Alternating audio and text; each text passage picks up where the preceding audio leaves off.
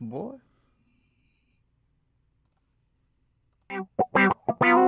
The Spanish announce table.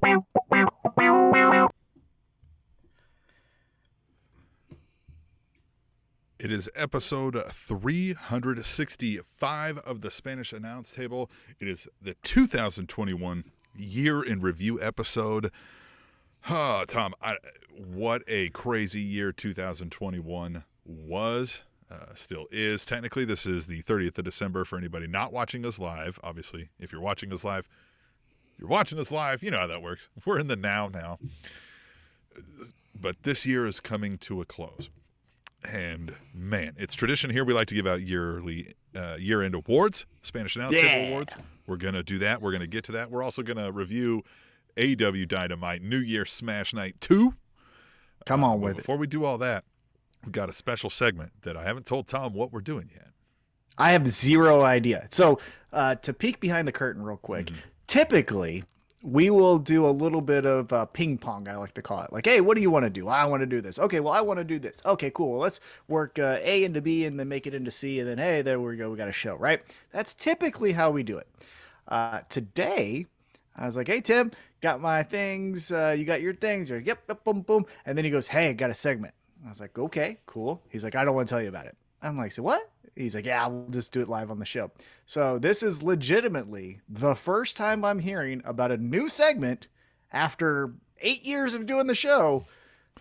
Here it is. It's not new necessarily. This is we're something gonna see. I thought of, and we like to do the Mother Loving News on these shows to keep people informed. And I didn't want to just do that for the year-end awards, right? I wanted to get a recap, a review of the year in the news of 2021, right? So okay. Now this isn't all like there's some storyline things that were news impactful, but this is kind of like this is what happened in the year of pro wrestling to kind of get us to where we were, because there's some things I think you might have forgot about, Tom. Oh yeah, definitely. As we were doing our year-end recap, and I was kind of just thinking like who I thought X would win this and all that kind of stuff. I was like, oh, that happened this year.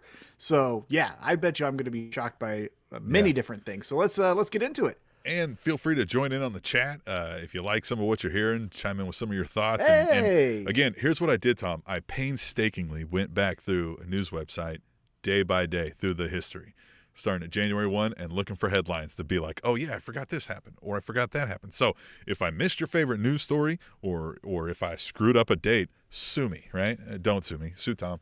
But we would have got it right if Tom would have put in some effort, but I didn't let him know. So, don't sue anybody. But, deal with it. Basically, it's a podcast. It's free. Yeah, come on with it. You can donate. SpanishAnnounceTable.net. All right. So we were rolling into January, right? Start of 2021. And most of this stuff, is stemming from prior to late December, but this is kind of the mood, the feelings that we're in, right? We're coming off of Edge returning to WWE. He wins the Royal Rumble, right?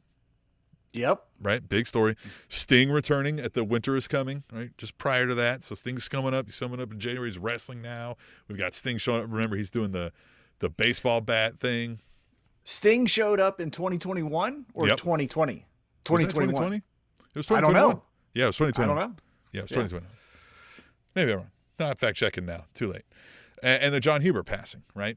That had happened right at smack dab into the year. They had done their tribute show. Everybody's all in the feels about that. And then that's where we're at, right? January's rolling around. No big news. But then February hits. And we've got, if you remember, Butch Reed passed away, which was a big Oh, name. yeah. Oh, man. Local hero. Went to the same university I did, Central Missouri. First guy eliminated in the Royal Rumble. Also part of one of my favorite tag teams with Ron Simmons, Doom and WCW. Yeah. Butch Reed. Good guy. Shout out to my block's strongest man saying Happy New Year. Guys in the chat, and see you already responded there.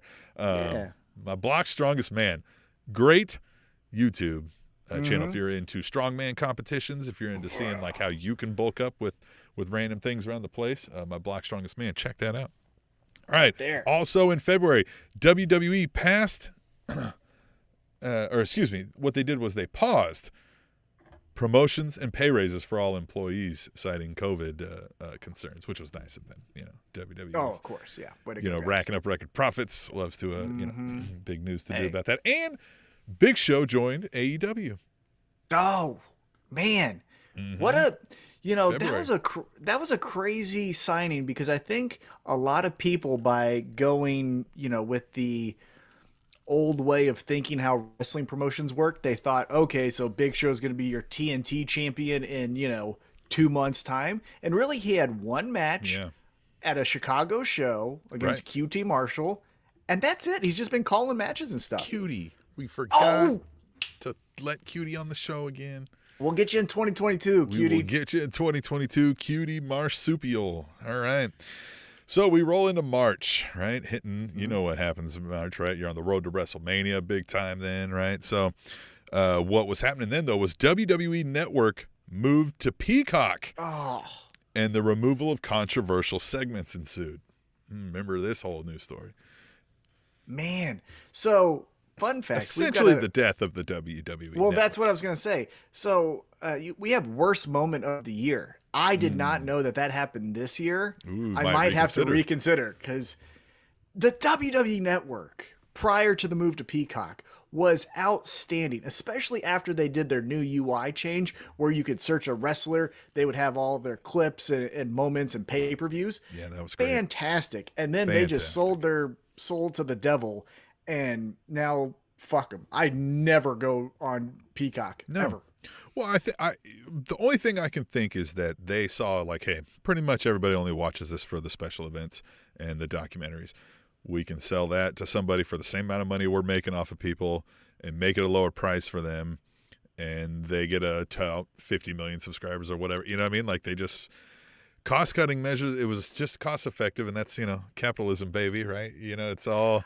I don't even think it was cost cutting. I think it was effort cutting. I think they said, that's it. It was like cost benefit ratio, if you will. Yeah. Yeah. They just were tired of putting in the same amount of work, and they said, hey, can we just throw in the towel to get money to do this? And they found Peacock, and Peacock was a new streaming platform that needed as many eyes as they could get. So they got $1 billion, and now bye-bye. I don't watch it anymore. Also in March, Shaq wrestled on AEW Dynamite. Oh, what a cool match. What a great match. What a cool So match. fun. And that was also the debut of Jade Cargill. That was her first match in AEW, which we will talk about her in. And Shaq disappeared out of an ambulance. We still don't have an answer.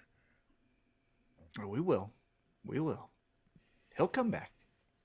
But isn't it cool, full circle here, the debut of Jade Cargill in March, and then we're going to be talking about in our New Year's Smash recap, she was in the semifinals for the TBS Tournament Championship. So pretty cool. The Shaq match was great. One of the best celebrity pro wrestling performances ever. Yeah, say what you want about Cody, and plenty of people have, but he, I assume, being the most veteran of the four, put together that match as far as the structure, and then obviously the timing and cues and things like that. Spot on. Very well done by Cody. And obviously Shaq the effort from Shaq and stuff. Shaq knew the showmanship aspect of it, the crowd interaction.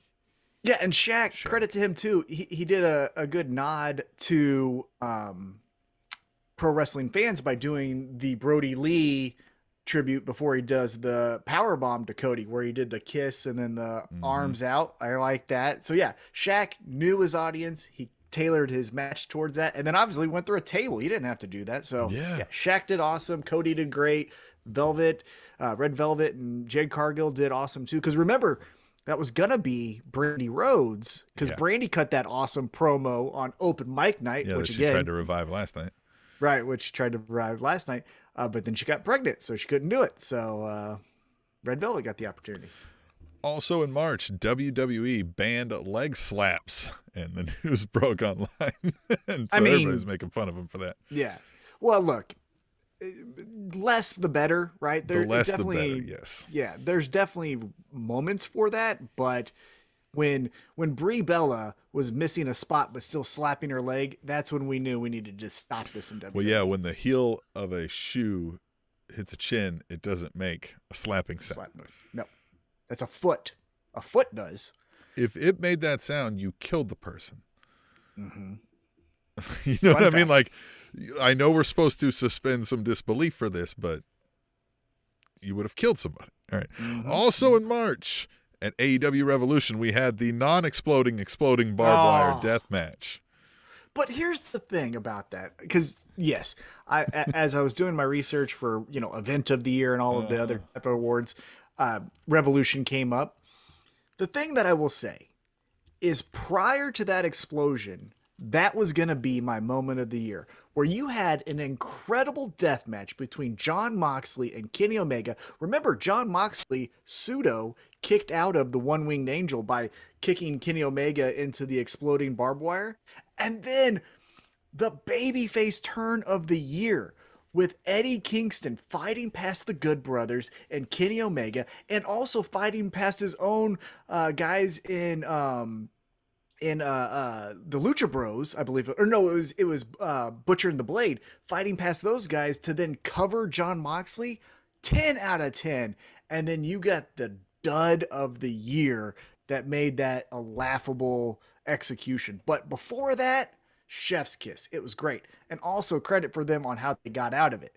Remember, one of the best promos of the year, Kenny Omega and Don Callis making fun of Eddie Kingston and Jon Moxley. 69 me, Don. 69 me. That was the best. That was the best. God, I forgot about 69 me, Don. 69 me, Don. We named an episode that. Yeah, it was so much fun. Well, because he said, like, get in the north-south, and he quickly realized Don Callis didn't know what the fuck he meant, because he's like, 69 me, Don. Like, come on, this is live, pal. We gotta fucking go. Oh, yeah. And then Eddie Kingston and Jon Moxley's promos together. Remember how Eddie Kingston started with that? They were sitting, like, in front of a fire at some kind of cool bar, and he's like, you feel the heat? You feel the heat? Oh, yeah. Great promos after that horrible moment. God. And for them to acknowledge it was also great, too. So, yeah, loved it. Also, WWE released Andrade in March, which was kind of the first of a wave of things to come that we'll discuss throughout the rest of this year. But everybody, and we'll talk about, Andrade later coming up on his match. But this was supposed to be the, like, finally he's going to get a chance, right? Hey, and he is, right? Like, I mean, his highlight of the year, I think, even though it might be Cody's highlight of the year, was the, flaming table spot on Dynamite. He also had some good matches with Pac and things of that nature. I don't know if he went to the heights that everyone was expecting when he got released, as, he's going to be the face of a promotion. Now, maybe down in AAA, because remember, Ric Flair came out with him when Andrade took on Kenny Omega for the AAA championship. So, who knows? But yeah, good. He got out of there, because what was he doing? Nothing. Yeah, really, he wasn't. And then also in March, Christian Cage debuts in AEW and wrestles for the first time in 7 years. Yeah, and man, I tell you what an MVP he has been for AEW this year. I will say, though, if you recall, the anticipation of who it was going to be was a little anticlimactic, because again, it was going to be maybe Kurt Angle, maybe they're going to get someone and it was Christian. And again, Christian Cage is great. And I think Christian was like an idea. Everybody was like, it could be Christian. And everybody's like, oh, yeah, that'd be fine.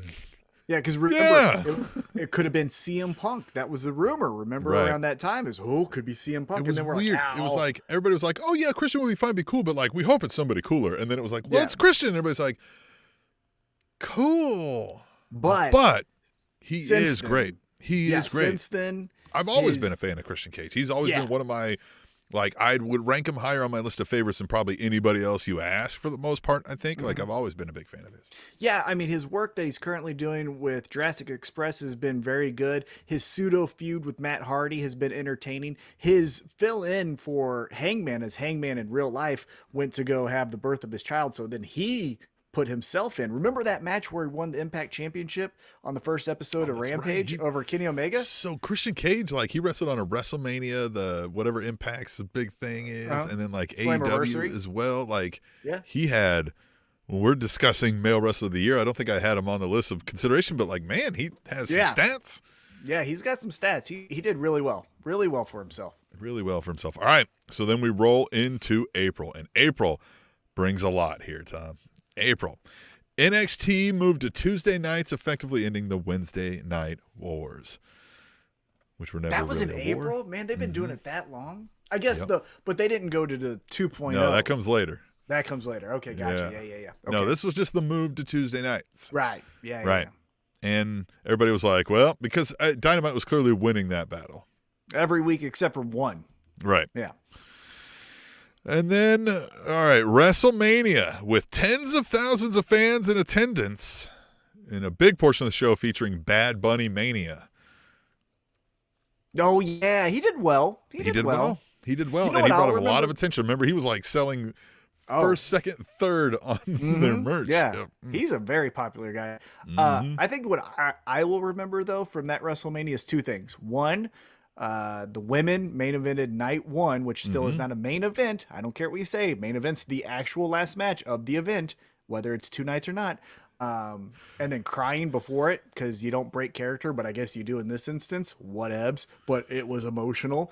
And then also the rain. It was the first time that I could remember that rain actually played a They did part have in an rain outdoor delay. show. Yeah.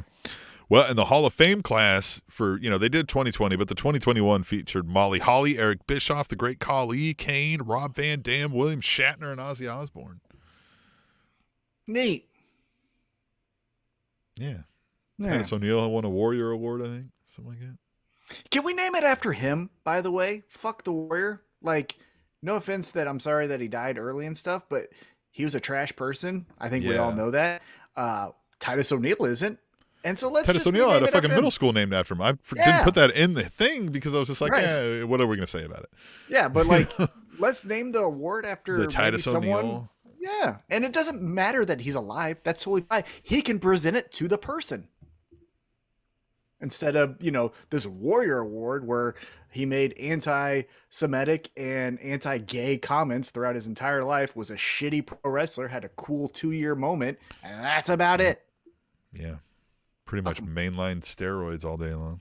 Mm-hmm. And again, I'm very sorry to his family and all that stuff. I'm not talking about like the death is a fucking thing, but like he wasn't that great of a person. We all see it. It's all on record.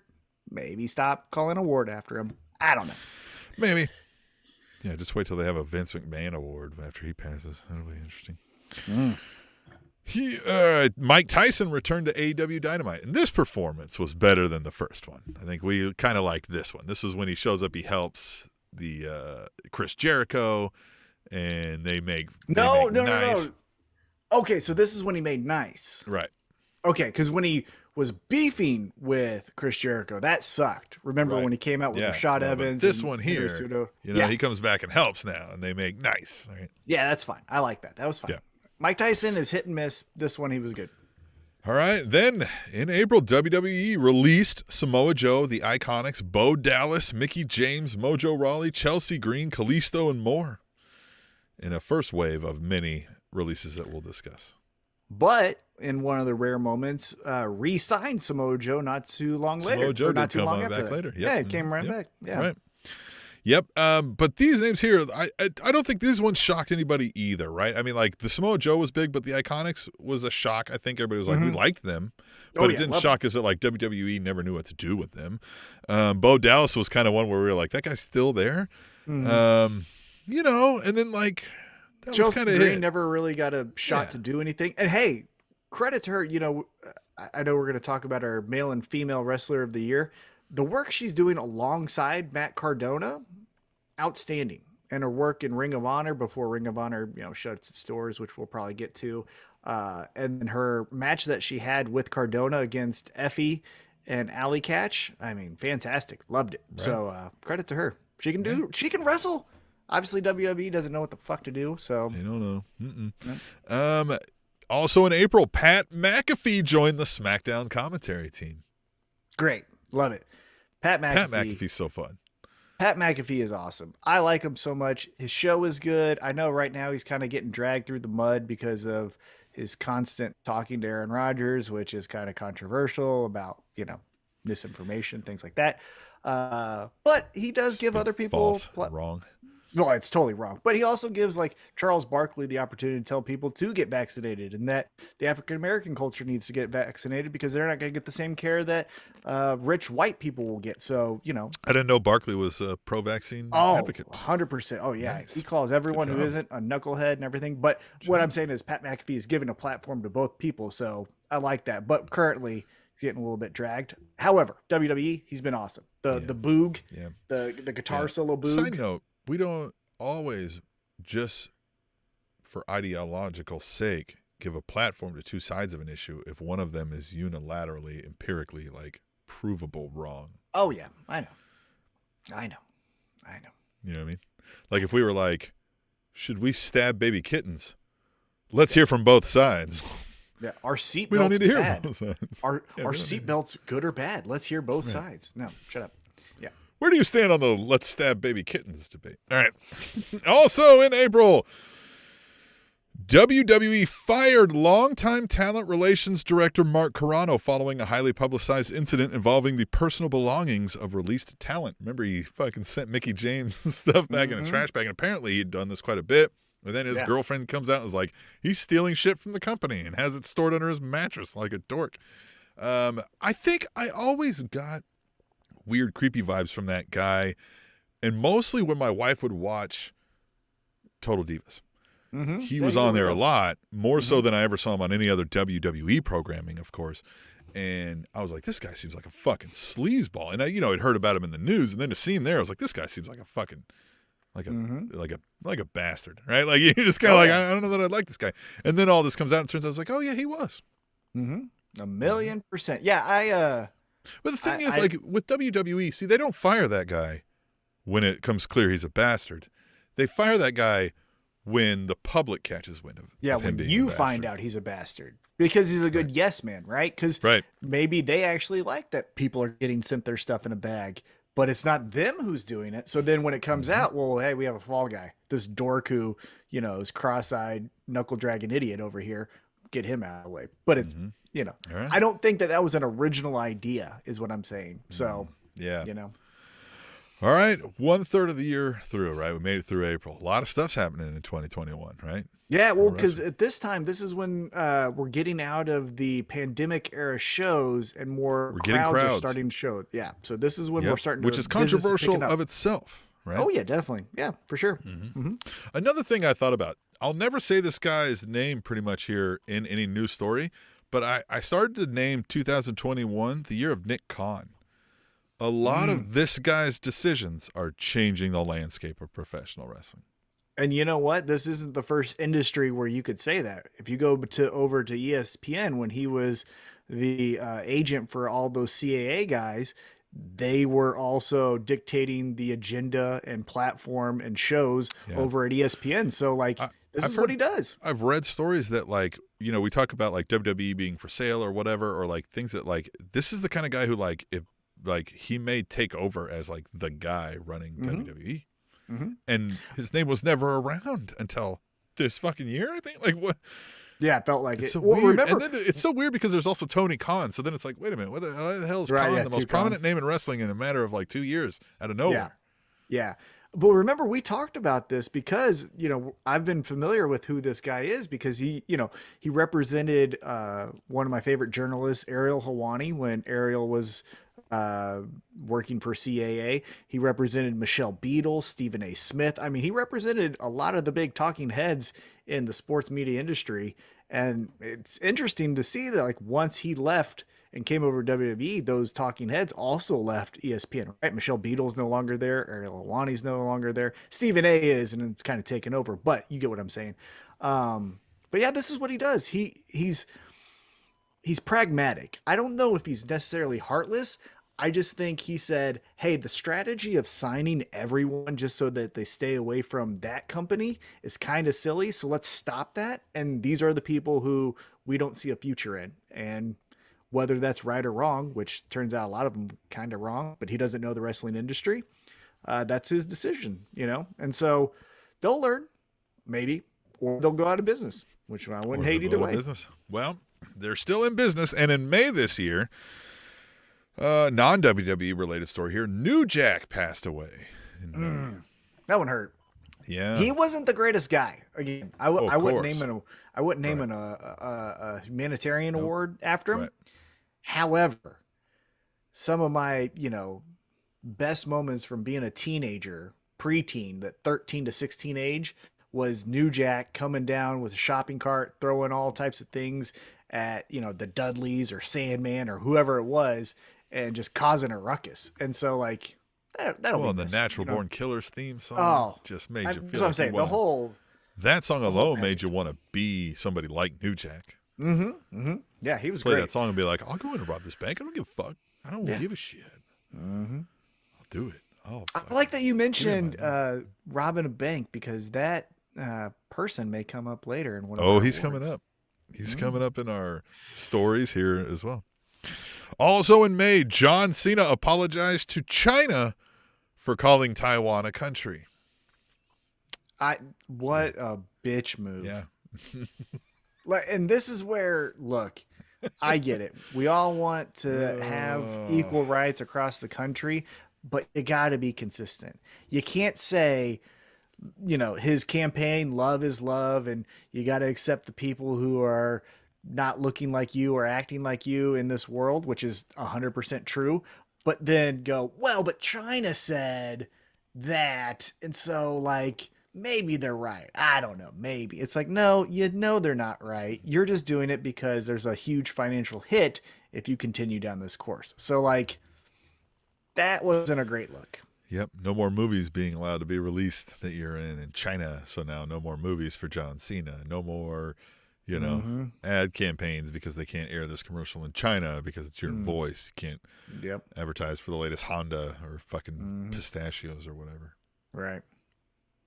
Sorry, China. Yeah.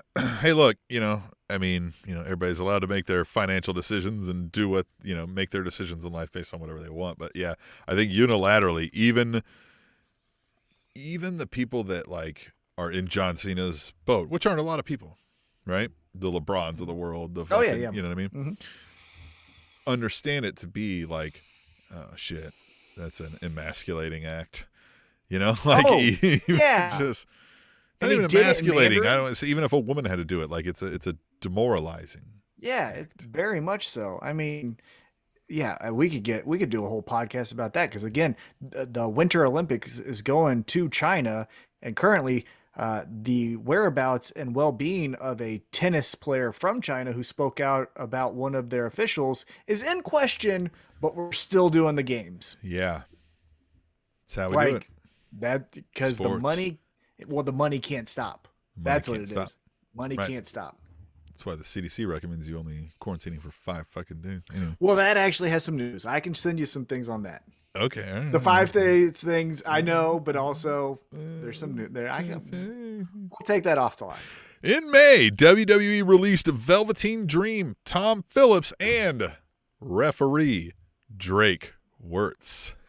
Velveteen Dream. Yeah, Velveteen Dream. Man. Yeah. Totally forgot about that guy once he left. I mean, seriously. Yeah. Is anyone talking about him? No. Nope.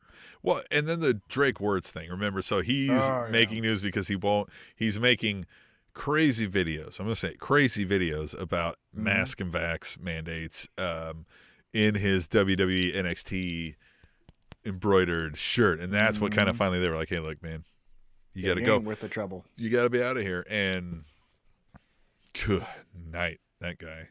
At least he's also gone from the news cycle now. For now. Yeah, well, somewhat. I mean, he still tries to pop up every so often. However, I mean, I don't want to go down a slippery slope here because, again, you're not always who you're associated with. However, 2 of his closest friends from all social media posts were Bailey and Sasha Banks, and Sasha Banks made some news because she couldn't wrestle because of some things. One of the Viking Raider Warrior guys, whatever, they're a really? Well. Yeah. Oh. They're all like, the Americans unite against the steel and that kind of shit. Yeah, man, cool. Yeah, cool story. Hey, let's do this. Is it a cool story? Hey, get this over. Well, let's get this over. Let's have some guy play guitar and I'll just pound my chest. That'll get people to like me. Great creative.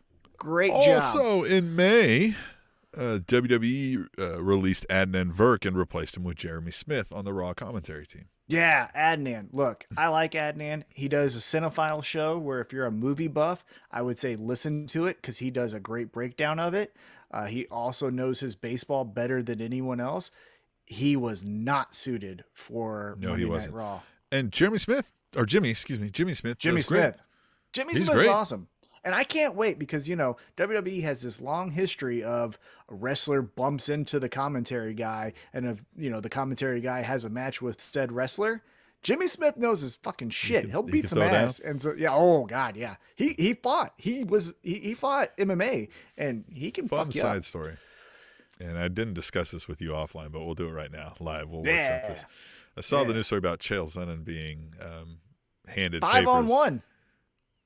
But also I heard that like he was apparently in a pounding on somebody's apartment hallway or hotel hallway door, and some couple comes by and starts arguing with him, and the article just said Chael Sonnen quickly handled the man. I was like, well, yeah, I'm sure he did. He beat up 5 guys. Jesus, man. 5 misdemeanors for assault. He's a fighter of the year. You never know these days. I've done my level best to train, especially my son, both kids, to like be able to size up a human and know like some of the telltale signs of like you should probably not fuck with this person. Like look at their neck. Look at their neck ratio to shoulders, right? They got traps, right? Like look at their quads. Like, you know what I mean? Like I'm trying to like tell, like I point out, I'm like, look at the size of this fucking guy, right? Like I try to point that out to my kids, like realize like these people get this way for a reason, right? Like, look at the ears. And sometimes it's not even like you train a bunch, right? And not saying like you're a small guy, but somebody might not think like somebody would be like, I can take this guy, but how to fucking take a motherfucker down. So Come like, on. And if I don't, I'll try. You know what I'm saying? Right. I know I trust my skills. In this day and age with private martial arts training so prolific, just probably shouldn't fuck with anybody unless you know who they are. Oh, there's a guy here in town, Jeff Molina. He's in the UFC, fights at 125 pounds. 125 pounds is not that big. He'll fuck you up no matter what your weight is. He's a bad motherfucker. Like I'm being dead serious. He'll make you kiss your knee even if you didn't want to. You know what I mean? Yeah. You're gonna be unconscious. Anyhow, Chael Sonnen, fighter of the year, took out 5 guys one night. Love him. Yeah, and a little bit of wrestling tie in there, right? Chael Sonnen. Yeah, right.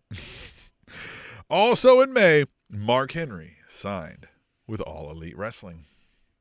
Another great signing because again, I think we thought it was going to be he becomes a active wrestler. His interviews of the main event fighters on Elevation. Yeah, he couldn't do. And no offense to him, maybe he can in the future, but he couldn't do the commentary. He was a little bit lost, a little bit slow on the comments and finding his footing. Well, he's just so in the moment, and you have to be thinking ahead when you're in commentary.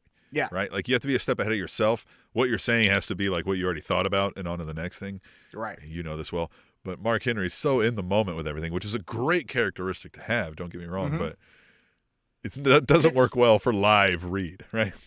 Yeah, but it's time for the main event. That is so good. Because sometimes I won't watch the people and I'll watch his face because you can tell he's like, they're going to fight. He's just so excited. His eyebrows raise. He's like licking his lips. And then he's like, well, it's time. Like he's so excited. It's so honest and so pure. I love it. I hope in the future, 2022, again, if we went back a week and did a Christmas wish list and add one more wish, I hope that maybe they could work that in for the next, Hangman versus Kenny Omega pay-per-view match, work him in to say, it's time for the main event, because it needs to be on a bigger platform than just Rampage. Sure. I mean, I wouldn't mind that on Dynamite. Like it gives you a big fight feel. Mm-hmm. It does. Yeah, it really does. It's great. All right, rolling into June 2021 in our year in review. By the way, join the chat. If you're watching live, feel free to use hashtag #TweetTheTable on Twitter to chime in with some of your favorite moments of 2021. We'll read those on the next episode. WWE released Braun Strowman, Lana, Aleister Black, Ruby Riott, Buddy Murphy, Santana Garrett, Killian Dane, Bollywood Boys, Fandango, Tyler Breeze, Everrise, Tony Nese, and more in one of the big shocking release sweeps of the year. Like this was a lot of names. Braun Strowman, Lana, Aleister Black, Ruby Riott. But you know who honestly of that round of releases is probably now one of my favorites in AEW? No, 2.0. Everrise. Oh, 2.0. 2.0 right. is great. You want a taste? Huh? You want a taste? They're so fun. They're such great asshole heels. I hate them. And I love that I hate them. And you're right. I need a bing bong out of them. Yeah, a ping pong. Yeah, just fuck your life. If they could just do that in a pay-per-view just one time. I know they can't cuss and all that stuff, but just work it in and they can censor it later. But yeah, 2.0, because when they were Everrise in NXT, didn't over my head. I didn't give a shit about them. Right. They come over here and their work with John Moxley, Darby Allin, Eddie Kingston, adopting Daniel Garcia as their son, all the fun promo stuff. Yeah, they're prominent on the shows. They're on Elevation. They're on Dark. Good. They're on So Dynamite. good. Yeah. Yep. On Rampage. Mm-hmm. Yep.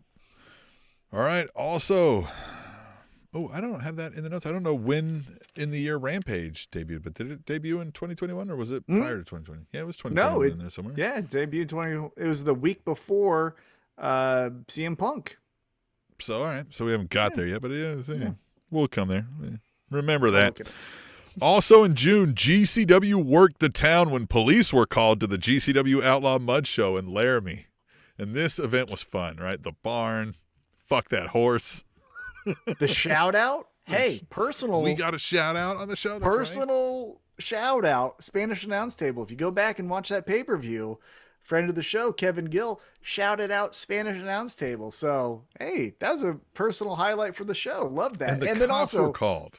Yeah. The cops were called. They worked the town. Mm-hmm. That was a great show. Great. Yeah. So Mance great. Warner versus Nick Gage. Mm-hmm. They stapled Mance I think Warner's that's what tongue. got called. I think that's what got the cops called. Also in June, this is fun. Joey Janela trolled anti-mask activists and WWE referee Drake Wirtz at a school board meeting in Florida. He dressed up like one of them and like was speaking and did all that. You remember this news story? That was when he got the picture with Drake Wirtz. Mm-hmm. Yep, he was great. Joey Janela's cool points. I love skyrocketed with me then, man. By the way, a quick side note about Joey Janela. If you haven't, watch AEW Dark, the street fight between him and Sonny Kiss. Yeah. I watched Fantastic. it. Oh, yeah. Fantastic. I watched Elevation and Dark this week. And yeah. God, you're so right. They're so much more fun than Raw. Even as a passive view. Like, you recognize it's a passive view and you're not, like, super intent on it. But it's still better than Raw. Way better. Way August, better. By the way. August 13th, 2021 was when Rampage started. Right, I'm going to add that in here. Rampage. Also in June, a fun story showed up when Virgil charged Brooke Hogan $20 for a picture and an autograph signing. Good. Virgil's cool points went up. Yeah, Virgil's great. Yeah. June 2021, Andrade El Idolo signed and debuted with All Elite Wrestling. That one was a quick turnaround.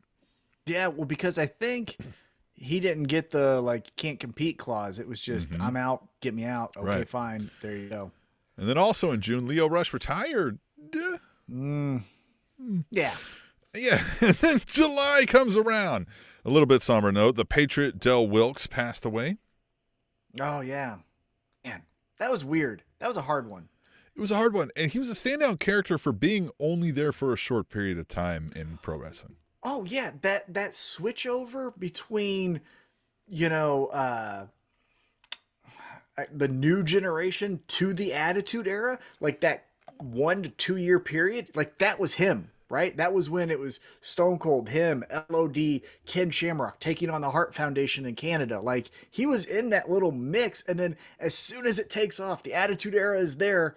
I don't know what happened. I don't fact check, but then he was gone. You know what I mean? As soon as DX took over with X-Pac and the New Age Outlaws and all of that kind of stuff. Yeah, that character was passe and he was out. Yeah, he was gone.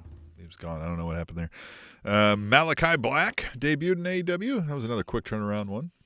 Yeah, because he again didn't have a can't compete clause. Right. Mr. Wonderful Paul Orndorff passed away in July. Man. Yeah, I do remember that now. And that one was from my childhood, right? Like I was young kid Hogan, we're talking like kindergarten age Hogan fan. And the Mr. Wonderful feud there was big. Yeah, that heel turn when he turned on Hogan. Yeah, that was huge. WWE in July resumed employee promotions and pay raises. That's nice of them. Well, if you stayed, if you kept a job.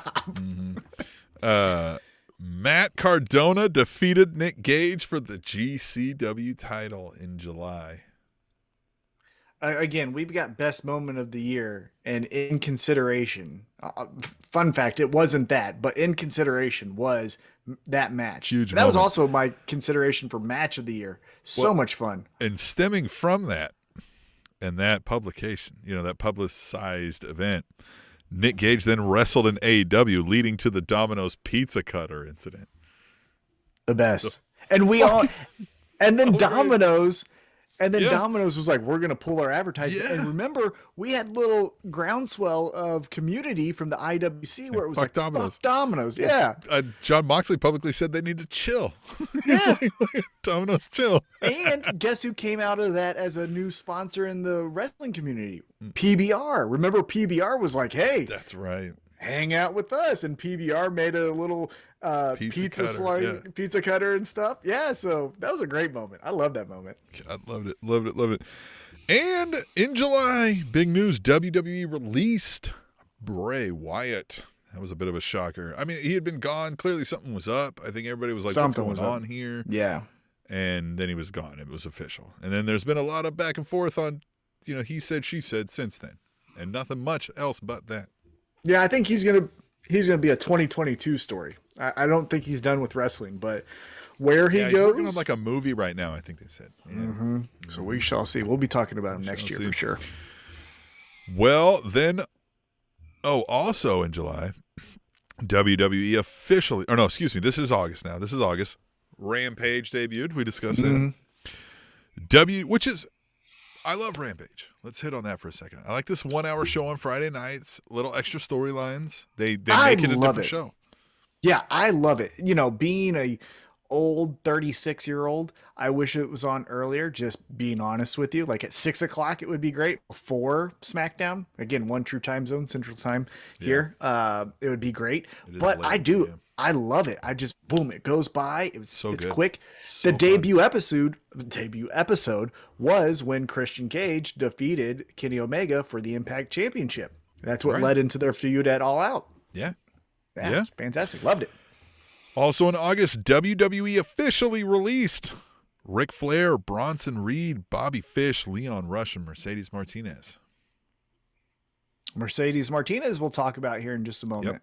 Yeah. The Bronson Reed was interesting because they said they're like, well, we're going to move to this new NXT and we're going to have bigger, bigger meathead guys. And it was like, well, what the fuck did you get rid of that guy? And he was great. You just made him champ. You were going to it was so weird. Yeah, I mean, if you were to book NXT 2.0, which is actually 3.0, which is actually really probably 4.0, like the two pillars, again, if you want to steal from AEW, the two pillars that I would use would be Rex Steiner and Bronson Reed. Like two meaty men slapping meat right there, right? Like that's a feud you could do for years. But whatever. They're lost. They don't want it. Also in August, AEW's Max Caster was suspended after he referenced Simone Biles' mental health issues and the Duke lacrosse rape scandal in one of his televised raps. On Julia Hart. Mm-hmm. And then Julia Hart got the sprayed in the face by Malachi Black later in the year. And Max Caster was like, oh, you can do that to her, but you can't talk to her. And so the Max Caster one, there's a lot of heat against this term cancel culture, right? Mm-hmm. But I don't think this is bad, right? Max Caster did something where we were like, ooh, hey, man, maybe you don't get something. Let's take a break. Yeah. Let's show you some information. You know what I mean? Like, maybe not say these kind of things moving forward, right? Now you get out there. Because it didn't seem like he did something malicious, right? He wasn't doing something. No.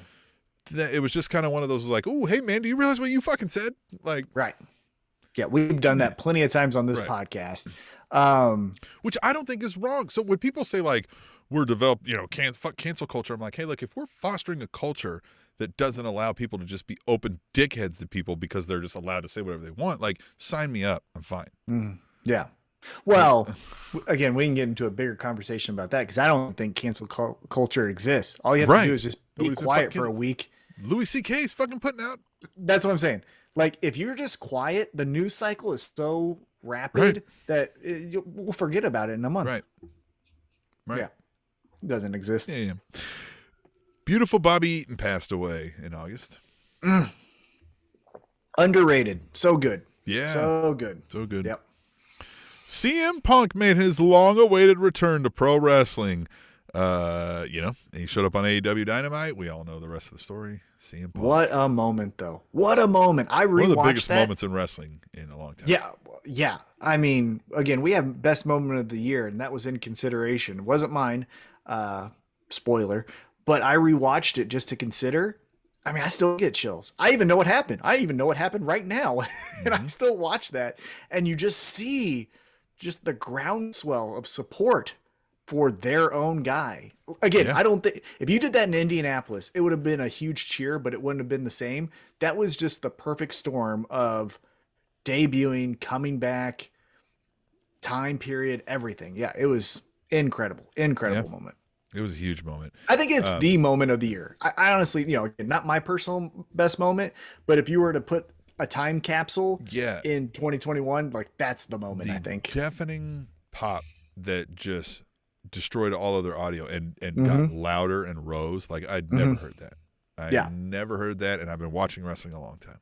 And to see just such a disgruntled, grumpy man almost to tears because of the reaction he got. I'm talking about CM Punk here, was just incredible.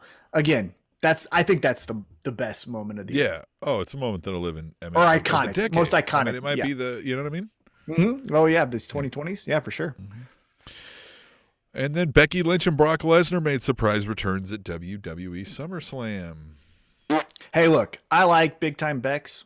I think her character right now is fun. It's good. I still don't think we want to boo her, but she's doing really well. Brock Lesnar, to his credit, this little angry farmer gimmick that he's doing is fun. But the way they came back, yeah. I mean, John Cena came back too, and we didn't care. Remember that? Well, I remember at the time, these were big things that they were trying to compare to the return of CM Punk. And to me, I was just like, how can you even... It was rushed and no story, and who cares? First of all, neither of them have been gone more than a year plus, right? And we're talking about a 7-year return. Yeah. And both of them were no-brainers to go back to WWE. It wasn't like they were going to the new start. You guys are weird. You guys are fucking weird. Very weird. You guys are weird. All right. Also, and then we move into September, right? We're turning it. We're well past into this back half of the year now. September 2021. WCW TNA star Daphne passed away. Kind of a televised suicide event. Not really. I mean, like she did a call for help on a live stream, and then help did not arrive in time. Yeah, that was tough. That was hard to watch and to be a part of, which is sounds weird to say, but. And we'll say this later in the news too with somebody else, but if you need help, please get it and get it immediately. And 1,000,000%. That was tough. I didn't like. Yeah, that was a bad day. Yeah, bad day as a wrestling fan. And then also in September, better times ahead. Ruby Soho, Bryan Danielson, and Adam Cole debuted in AEW at the same event. Right. At the same event. Damn time. Crazy. Yeah. Also, CM Punk made his in-ring return at All Out, 7 years away from the ring. And he went at it with Darby Allin. Good choice. I didn't hate that. Yeah, very good choice. Also in September, not a great choice, NXT 2.0 debuted. I gave it 3 weeks, just like their pushes. And I'm out. I haven't watched it since. Yeah. And around the same time, I think the news kind of broke later. So who knows when this happened, but Triple H, it was reported that he was having heart issues, almost sounds like he had a serious heart attack. It sounds like. I mean, now I'll make a lighthearted joke because now it seems like he's okay and on the other side of this, but it seems like maybe that heart issue was a broken heart for what Vince was doing to NXT 2.0. Yeah, you know what I mean? It's been bad. It's horrible. And then WWE announced they signed Gable Steveson, Olympic gold medalist. Hey, that motherfucker is badass. You want to see a great video? Go YouTube Brock Lesnar wrestles Gable Steveson at the University of Minnesota. Those motherfuckers go at it. Gable Steveson is out of this world as a wrestler, but I don't give a shit. I don't give a shit. Don't give a shit. It's going to be bad. Also, it's going to be terrible. Also, in September, AEW officially announced they would be moving Dynamite from TNT to TBS starting fucking this week. Next week. Yeah, next week. Yeah. Excited for that. And that's going to bring some extra eyeballs, I think. TBS is a much more watched station. So I don't know those numbers, like as far as what's available more. I just know that. I think it's free on like every fucking thing. I think everybody gets TBS. You just I hope so. You don't have to ask for it. I think they're like, you fucking take this. I just know that TNT has so much basketball, and when basketball runs on a Wednesday and a Friday or a Saturday, you know what I mean? Like they were going to get bumped continuously for the lifetime that they were on that channel. Yeah. So I'm more happy that they're on TBS just because you don't have the competition of NHL and NBA and whatever other, sporting event TNT gets or Turner gets. Right. Yeah.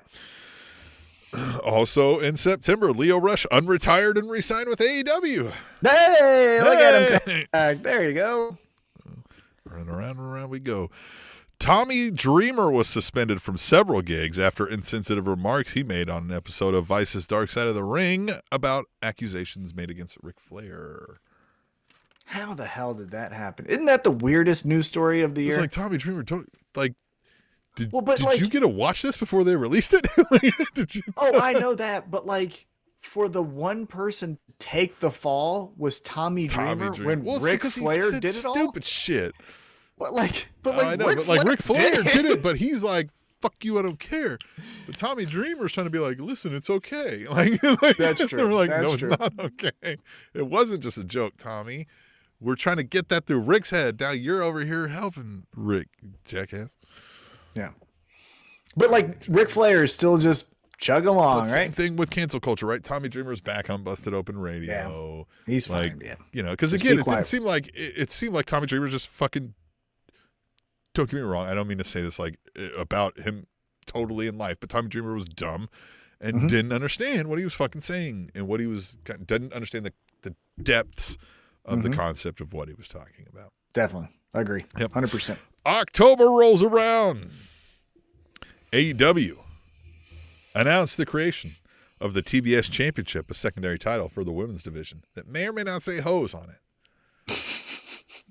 May or may not say hose. You got to look at it at a certain angle. Yeah, and you can see it. That's for sure. Interesting, though. We're still waiting for this to be a thing, but we're about to get it. 2022, we're going to get our first champion. It's either going to be, spoiler. It's going to be Jade Cargill. Jade Cargill or Ruby Soho. Yeah. Do you think so? You think they go 2 heel champions for the women? Yeah. You got Britt Baker and you got Jade Cargill. So the only thing I see is Ruby Soho somehow gets one of those I pulled a cheating move to get a win on you, and then Jade Cargill gets pissed and she just fucking casts aside Mark Sterling, but I think that would be a mistake. So I don't see that happening. You know what I mean? I think again, if you only look at the TBS tournament and TBS championship by itself, Jade Cargill 100% should win the tournament. But then when you look at the bigger picture and you say, so our women's champion is a heel, and then our secondary champion is basically the same kind of character, a little bit more badass, but a same heel, the baby faces just suck. I don't know how you're going to get Ruby Soho over Jade Cargill without having to redo it and then find a way to get her over again, We'll see. I don't know. Hey, look. I don't think Ruby Soho is lighting the world on fire that makes them think we got to get this title to Ruby Soho. I mean, I don't think she's bad. No. I don't think she's, like you said, lighting the world on fire. I will say this. Hey, AEW has yet to really throw a real huge stinker as far as story goes. So I trust what they're going to do next week. Yeah. All right. Bobby Fish debuted in AEW in October. Yeah, but I think the Fish guy. But we can get to the bigger story in December, and it's Yeah. Also in October, this one's fun. WWE released ring announcer Greg Hamilton after he publicly shamed and attempted to extort rapper Westside Gunn for using his voice in a rap song. Hey, shout out to Westside Gunn, huge pro wrestling fan. Yeah. I became more familiar with them after this news story. Friend of mine actually makes music for Westside Gunn. He should be on our show. Yeah, Conductor Williams. Check his music out. He is the guy that makes a lot of the beats for Westside Gunn. Westside Gunn typically you can find him front row at any AEW or WWE show. Good friends with Big E as well. Yeah. And all those people should be on the show. Big E was on the show. Big E was on the show. He's a friend of the show. Go Thanks back in a the lot, archives Biggie. and listen to that. Yeah. Also in October, ROH released all of their contracted talent and announced they would be going on hiatus and would return with a new business model. What? Yeah. That's, again, a 2022. I mean, it's a 2021 story because that's unprecedented. I've never heard of that in my lifetime. Unprecedented. And it's a shame we know some folks there in ROH that are friends of the show. Yeah, Dak Draper. Yep. Yeah. I'm very curious for the first quarter of 2022 what that even looks like, how that is formatted, the whole thing. I'm very interested. Very interesting. Then we roll into November, right? And Jon Moxley announced he would be immediately entering an inpatient alcohol rehabilitation treatment program and urged anyone struggling with anything to seek help immediately. Side note, that was when AEW was in Kansas City. I went to that show the day he was supposed to be there. 10 minutes from my house. I really was heavily considering. You got the book? Well, yeah, I got the book right here. Look at this. Got it as a Christmas gift. Read the first 50 pages today. Definitely recommend it. It's a very good read so far. And also remember, this just shows you the depth of the AEW roster. It was going to be Orange Cassidy versus Jon Moxley to then go to the finals with who would be facing Bryan Danielson. But because their roster is so deep, Miro fills in, beats Orange Cassidy, but then loses to Bryan Danielson and now is feuding with God. Yeah. One of the best feuds of all time. God. And we haven't seen Miro in a little bit. He's done promos, right? But he's done some promos out in this white void. But yeah, I tell you what, it's so good. Very good. Miro again. We have male wrestler of the year. He was in my consideration there for he was outstanding this year. Yeah. All right. Also in November, WWE in a first wave released Keith Lee, Karrion Kross, Nia Jax, B-Fab, Eva Marie, Grand Metalik, Lindsay Dorado, Harry Smith, again, Scarlett Bordeaux, Oni Lorcan, Frankie Monet, Ember Moon, and more. I mean, come on. Keith Lee, the Karrion Kross surprises. Nia Jax surprised us a little bit even. Eva Marie really surprises because they just brought her back a few months earlier to a lot of fucking... Yeah, but she fucking sucks. I think the one that really was a kick in the dick, and we'll get to probably the other members of it, but Hit Row. They got 1 month and then just told to hit the bricks. Because that comes later too even. But in the second wave, not even that one, Drake Maverick, the Hit Row, sorry, that was it. And then John Morrison, Tegan Knox, and others. John Morrison was a surprise. I was like, really? You guys you're doing one of the few fun things you're doing. You got rid of him. But again, I think John Morrison is a thing where the powers that be, maybe Nick Khan or whoever it is saying like, he's on the other side of 30. Do we see a future in him? No. And I can almost understand that again, if you're in this whole like another thing where like, well, he came out like we can't own the full rights to that shit because he's too contract savvy and fuck him. Yeah, but like Hit Row were all young talents that has not been overexposed, hasn't even been exposed to the masses. Entirely different than everybody else. Yeah, that was the stupidest. Catch a whole other demo that you probably don't normally seem to adhere to, cater to. Jackasses. Randy Orton set a new WWE record for most pay-per-view appearances. There you go, Randy. November. Good job. Yeah, way to have no other options. Way to go, bud. WWE put on a month-long tribute to The Rock for his debut anniversary where he never appeared once for the company. I mean, the fucking best. Month long. They were like, the best. Fucking anniversary. The best. What a bunch of jackasses. And they bring out a gilded egg. That someone stole, and then the person who stole it got a reward for getting a title match. Fucking stupid. And then now Vince just gargles through segments on Monday Night Raw.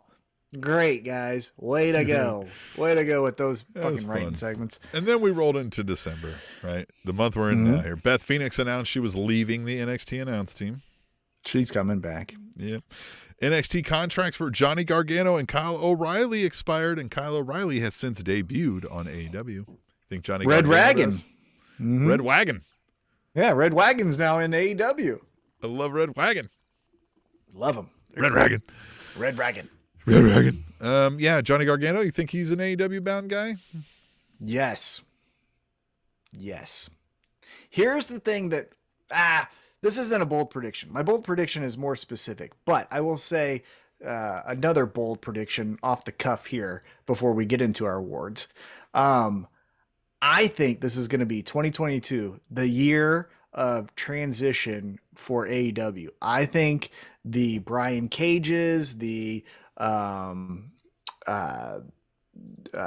Penelope Fords, all of those types of talents, I think that's when they're getting shuffled out, and then the ones getting shuffled in is going to be Johnny Gargano, Kyle O'Reilly, Tegan Knox. Like, it's going to be this whole transition of the old guard and the new guard, AEW's in flux. That's what I think.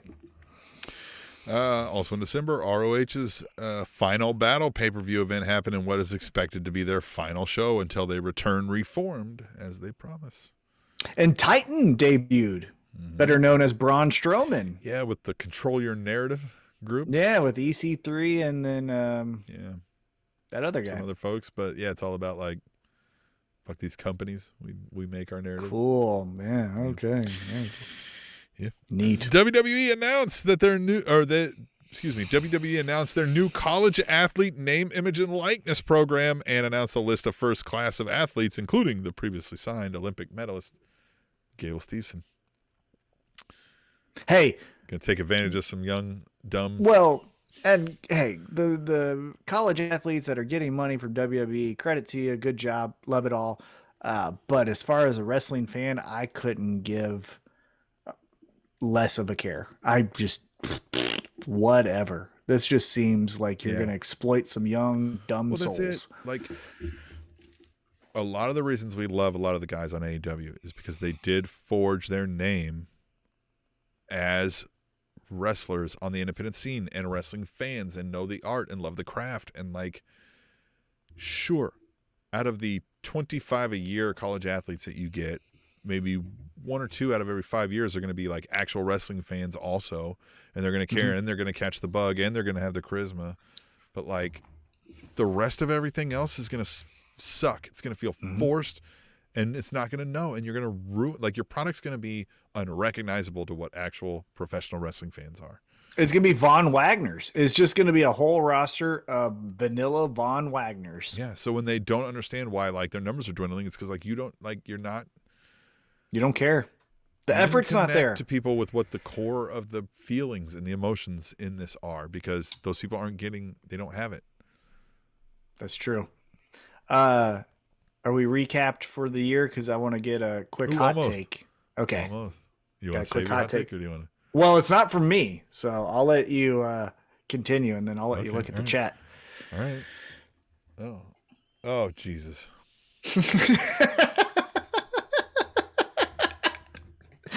Hi, Josh. Hey, Josh. Good to see you, bud. I'm surprised. Like, I don't even know if Big John. I don't know how his team's doing, but like, is COVID going to cancel this game anyway?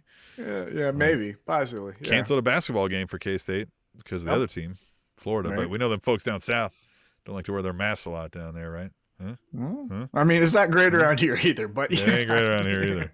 Fucking Jesus Christ, canceling fucking mask mandates around here. Well, for those of you who are not on the YouTube stream, current longtime listener Josh Smith has a Go Tigers hashtag Go Tigers beat K-State, and if you're not familiar, Tim is a huge K-State fan.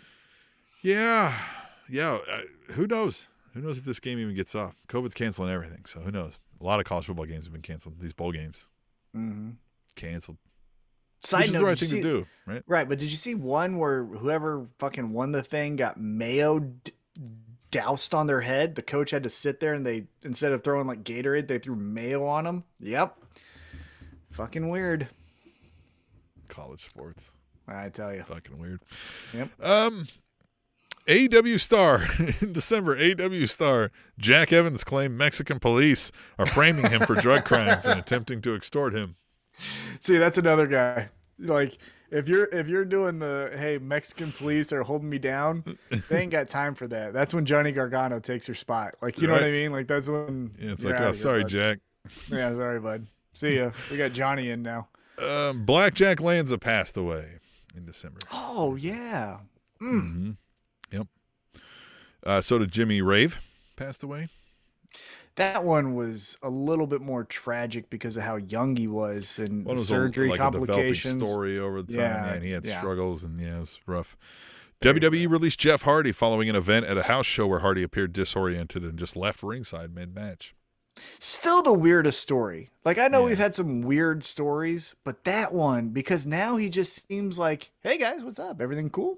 Like, I think we're going to get more to that story maybe in 2022. That just seems some odd stuff all weird. around. Seems like they were just like, no, never mind.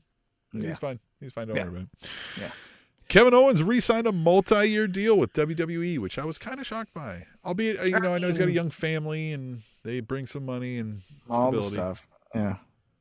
Yeah, and again, right? Credit to him. It's probably a lot of money that he got, more than what he was going to get. Got a promise of some title runs too, like all the fun stuff. Yeah, but for me as a wrestling fan, sucks. Yeah, I didn't expect it. Honestly, I was kind of like, oh, yeah, here we go. Sucks. All right. Also, then the last story. This is developing now. Tony Storms appears to have just walked the fuck out of WWE. Credit to her. Look, if you're frustrated, you don't like what you're doing, get out. Right? Like, you're too young. Rob Schamberger, friend of the show, famously tells about how he just fucking up and walked out of a job and was like, "I'm not doing this anymore." And then he was like, "What the fuck am I gonna do?" And he was like, "All right, Kickstarter. Let's paint some wrestlers," and the rest is history. There you go. Now, I'm not saying you're guaranteed to get Rob Schamberger's results if you don't put in time, effort, and have a talent and a skill, but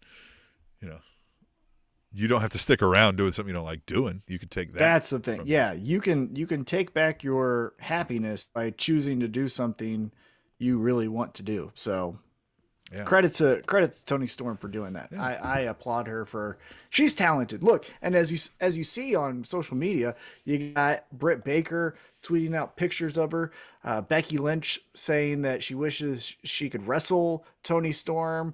Other female wrestlers are applauding her for her decision. So yeah, credit to her. Ready and excited to see what's next for her. And that's it. That was the 2021 news year in review. Pro wrestling. God, what a crazy year. The wrestling industry is changing. The wrestling industry is changing, and I think, again, as I said, not a huge, bold prediction, but 2022, I think the major change is going to come from AEW because of this huge influx of talent and probably exposure. I think they're, again, COVID is getting to a point where now we're almost getting back to normal. Not right now, but again, future casting, right? Hopefully. And I think AEW is going to benefit so much from that. So very excited to see what happens for them. But let's just do a real quick, because we got our end of the year awards, and I want to get to that because we got some time to talk about that. But really quickly, before we get there, I do want to talk just for a split second about last night's holiday show, the New Year's Bash. Got JR back? New Year's Smash, for AEW Dynamite. So it started off. Jim Ross is back. It looks like he's cancer-free from that skin cancer. Again, we've been critical of him this year as far as his work on camera, but nonetheless, it's good to see when Jim Ross had a health struggle that finally a company treats it respectfully when he comes back instead of pulling a head out of someone's ass or whatever that Vince used to just drag him through the mud about. You know what I mean? Right. So... so we got that. And again, we weren't going to go into too much detail about this, but I just want to do a quick match recaps, get your opinions on it. So we started off with the 10-man tag. I think it was Eddie Kingston, Santana and Ortiz, it was the match with Christian Cage, Jurassic Express, and the Lucha Bros. taking on Private Party, FTR, Matt Hardy, all that fun stuff. Essentially, what we got out of this was the bad guys won. Did a can they coexist storyline, but we're gonna get next week Lucha Bros versus Jurassic Express. Yeah. Quick prediction. What do you think happens? Well, I like the promo post match, and I like the Alex Abraham, whatever that guy's name is. Like, I like where he was like, hey, he said, if you're the future, you should let go of the past. Mm-hmm. You know what I mean? And it was like, you guys are some bitches, and we're gonna fuck you up. Well,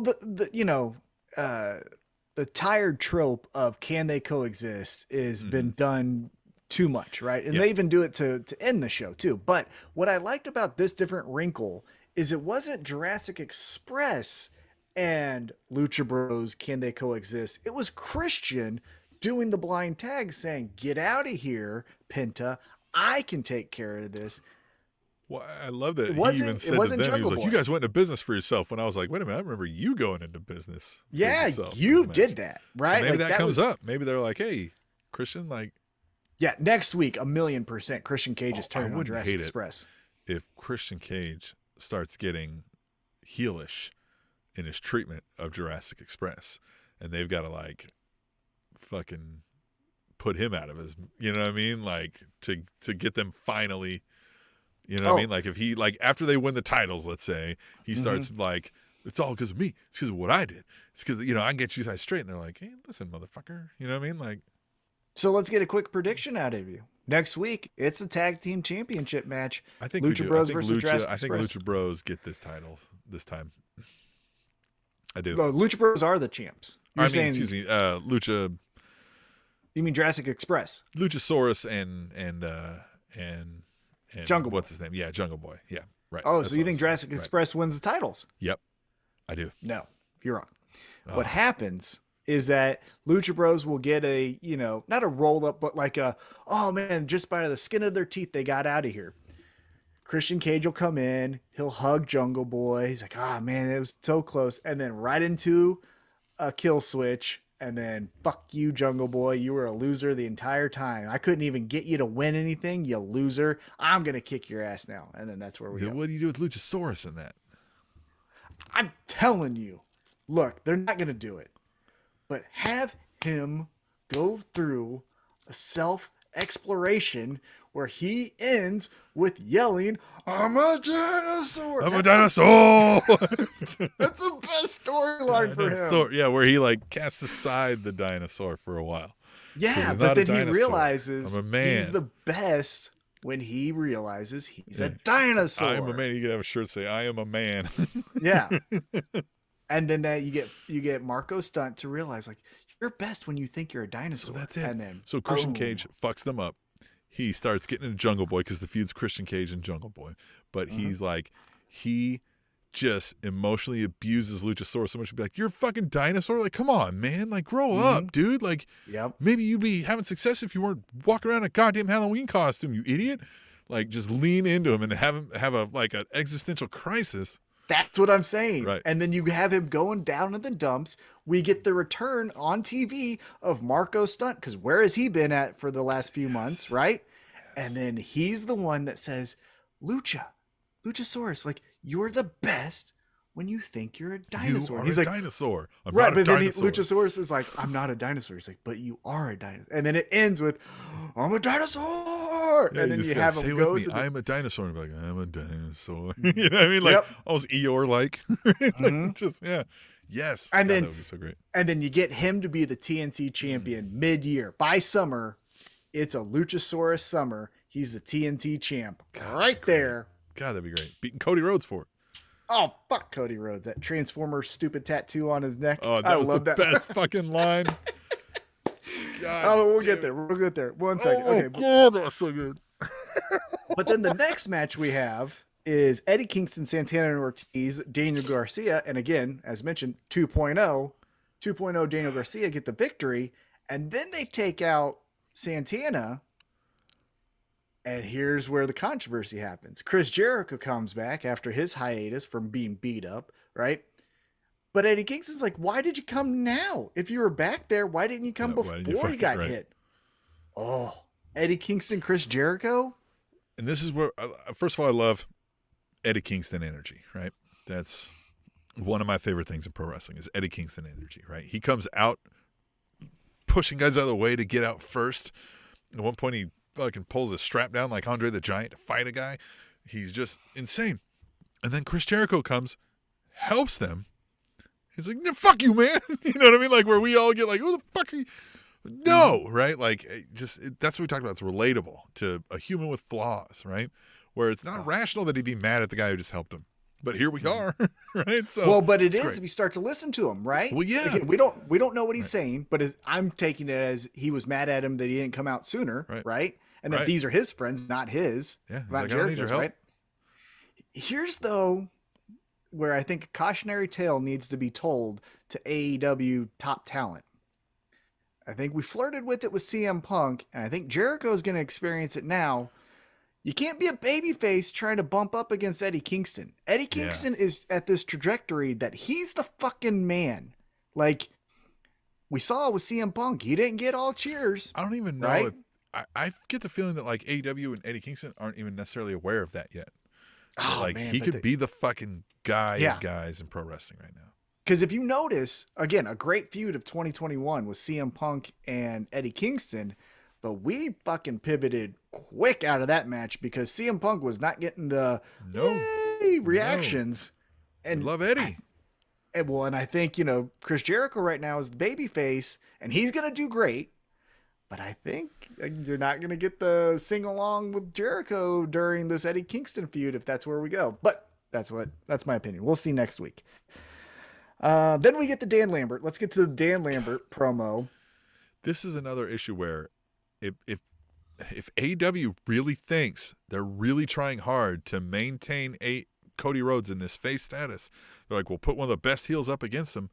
You're just turning Dan Lambert face. Like, that's all you're doing here. We don't want to cheer Cody Rhodes right now. And everything Dan Lambert said was funny.